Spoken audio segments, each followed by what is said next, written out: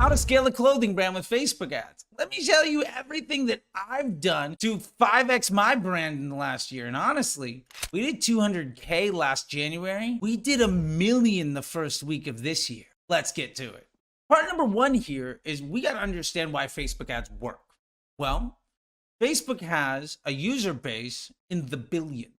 And even in the States, the average user has an account on Facebook now for over a decade. No other platform provides you that leverageable amount of data, nor is the tech nearly as strong. And that information that Facebook has isn't just what you've done on the platform, isn't just everything that you've said to everybody in Messenger, isn't just all the videos that you've watched, everything that you've liked, everything that you've commented on, everything that you've shared, all the groups you've been in, and all the pages you've liked. It also knows where you've been because it's on your phone. And also know a lot of your credit card and tax information. That's an unfair advantage to the greatest intent creation device that allows you to buy attention known to man. One of the things we have to understand here is that we are only using broad targeting. Age, gender, and location. Remember, ads make their own audiences. I cannot stress this enough.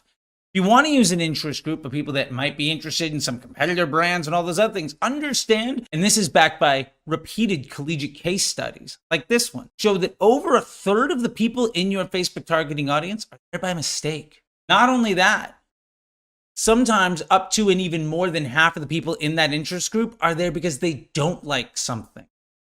You're far more likely to talk about a really bad experience than a moderately good one. And being in an interest group has no correlation to you having any intent to ever make a purchase. And being in an interest group has no correlation to you having any intent to want to buy something just because you talk about it. We can also look at lookalike audiences based on the data that Facebook has. Do you feel legitimately confident in the quality of data that Facebook is seeing, especially after iOS 14? Do you think that the buyer data that you have to make an audience of a couple million people based off of the couple hundred or thousand purchases you have is a lot better than Facebook's ability to show your content to the people that most want to see it? Do you think it's more important for you to force your ads onto people that you want to see them, or to take accountability into monetizing the attention that you've bought? Remember, on Facebook, we're not buying results. We're buying attention. The next part of this that we really get into is trying to raise the LTV of your customer. Remember, you are buying profitable customer journeys. If you only sell a product to one person every time, that's not a brand, that's a product. The way to grow a business is to acquire future cash flow at a profit. The best way to do this is to improve your second purchase rate. How often when somebody buys one product are they likely to buy a second? Can you make that better? Can you say that the person where I broke even on them today with CPA and COGS against their AOV, that person's going to come back and buy a second time? Well, that's future cash flow. That's money in the bank a week from now, a month from now that you don't have to pay for. The more of that money that you don't have to pay for, that you wake up with in your bank account every single day, the more money you can invest in acquiring more people that are going to give you more money for free later on. It's about this cash flow management and this cycle of second purchase rate and cadence. Also, when people buy from you more than once, that's more opportunities to improve the AOV of each one of those purchases. The fastest way to grow a business is to find the simplest way that you can ensure that somebody that pays you today is also going to pay you again some other time. Acquire those people at the best profit margin you can and acquire the highest volume of them that you can get. That's how you scale a business. It has nothing to do with silly things like ROAS or MER. They don't tell you about cash flow. So one of my favorite ways of actually improving LTV by improving the AOV of purchases and actually also improving the second purchase rate is to offer bundles. Buy more, save more, putting together products that are vertically integrated. The point here is if somebody buys one thing from you, that first purchase is effectively a lead. Making a sale is not the same thing as acquiring a customer. Now, one of the easiest ways of getting somebody to buy something from you more than once is to put more than one thing in their hands when they do buy from you. Making that psychological connection with more product in hand means that person is more likely to spend with you. Also, the more money they give you on that first transaction, the more likely they're going to give you money in the future, because there's a psychological aspect of being committed to where we put our resources.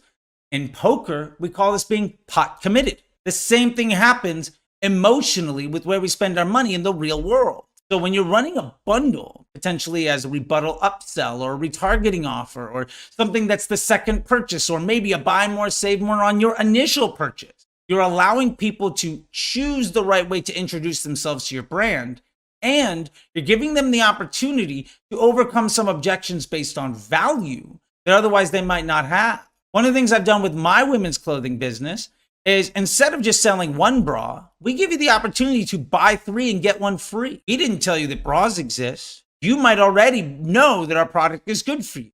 If I know the average person buys, say, 2.5 times, and I can get them to pay me the money that 3 sales is worth, and all that costs me is the cost of goods on the 4th product, I'll do that every day and twice on Sunday. And that person is far more likely to buy from me again. That's how this works. It's hacking the psychology of a consumer by instilling trust. And one of the easiest ways that you can ever see this happen is look at literally any infomercial.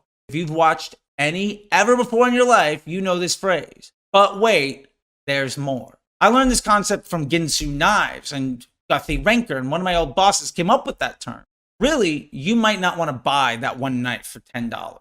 You might not want to buy it for $20.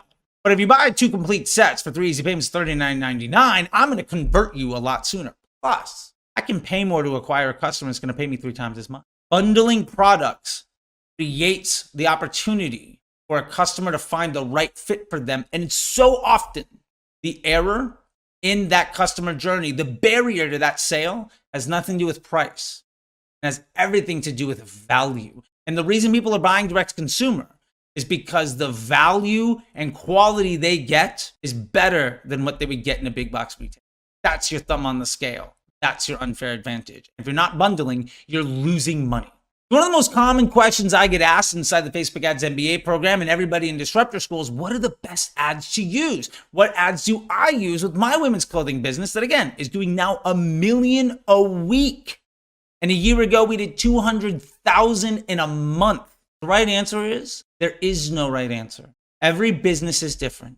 You should have a blend. We need videos and images. Drop in carousels and reels. Make sure that you are covering your bases. If you only do video and I don't want to watch video, you'll never reach me. If I only watch videos and every ad you have is a static image, you're never going to reach me.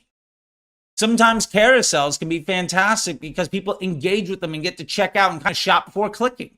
Sometimes showing up in somebody's reels is a great way of getting lean back attention to be lean in attention, which is the easiest type of attention to monetize. The point is, you should do what you do well, but always make sure that you're not heavily invested in doing only one thing well when it comes to the way that you talk to your customers. And remember that sometimes the easiest way to scale your business is just to make sure that you don't ignore the vast majority of people that want to give you money. By the way, if you really enjoy this video and my type of content, go ahead and hit like and subscribe and ring the bell so you don't miss any other content. And if you have any questions or you just want to help me in the algorithm, drop a comment below. And if you look down below in the description, that very first link is an opportunity for you to book a call with me so that we can share some time to help you see more success and less stress. That's what you deserve. If you really enjoyed what you learned here today and want a whole lot more, go to disruptorschool.com and sign up for Disruptor School. You'll get access to designated coaches across a bunch of disciplines that teach you every single thing that we've talked about here. Plus, you get the opportunity to have class with me every single week. So once again, thank you so much for being here. I know you're going to take this and scale your business to the moon with this stuff. And I hope that you share it with your friends. And remember, ask any questions you have below. Check out these other videos. YouTube thinks you might dig it, and don't forget to hit the button. Till next time, I'll see you on the internet.